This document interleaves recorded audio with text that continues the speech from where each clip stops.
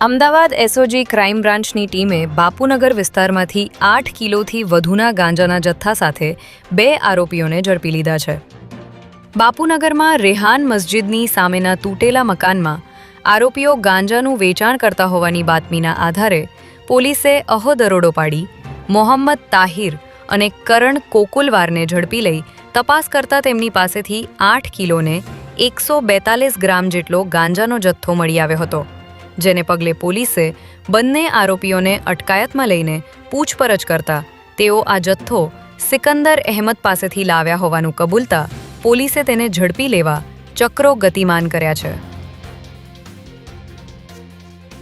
Ahmedabad municipal કોર્પોરેશનના food વિભાગે નિકોલ વિસ્તારમાં દરોડા પાડીને લાયસન્સ વગર ગાયનું ડુપ્લિકેટ ઘી બનાવવાનું રેકેટ પકડી પાડ્યું છે. એએમસીના હેલ્થ વિભાગને નિકોલની ચિત્રકૂટ આવાસ યોજના પાસે આવેલા રોયલ બંગલોઝના એક મકાનમાં ડુપ્લિકેટ ઘીનું ગેરકાયદે ઉત્પાદન થતું હોવાની બાતમી મળી હતી, જેના આધારે અહીં દરોડો પાડી તપાસ દરમિયાન માલુમ પડ્યું હતું કે અહીં ભેળસેળિયું ઘી બનાવીને તેને મંગલ મૂર્તિ ગાયનું ઘી બ્રાન્ડના નામે પેકિંગ કરવામાં આવતું હતું. ત્યારે ફૂડ વિભાગ દ્વારા અહીંથી આશરે 400 કિલો ભેળસેળિયું ઘી જપ્ત કરી કાયદેસરની કાર્યવાહી કરવામાં આવી છે. અમદાવાદના વાહન ચાલકો માટે ટ્રાફિકની જાળમાંથી મુક્તિ મેળવવાના મોટા સમાચાર સામે આવ્યા છે, જેમાં હવે શહેરના વ્યસ્ત રસ્તાઓ પર ટ્રાફિકનું સંચાલન આર્ટિફિશિયલ ઇન્ટેલિજન્સ દ્વારા કરવામાં આવશે.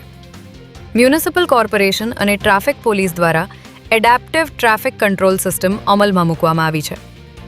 અત્યાર સુધી ટ્રાફિક સિગ્નલનો સમય ફિક્સ રહેતો હતો, પરંતુ આ નવી હાઈટેક સિસ્ટમ મુજબ ઓછા વાહનો હશે તો આપોઆપ ટાઈમર ઘટી જશે, જેથી ખાલી રોડ પર સિગ્નલ ખુલવાની ખોટી રાહ જોવી નહીં પડે.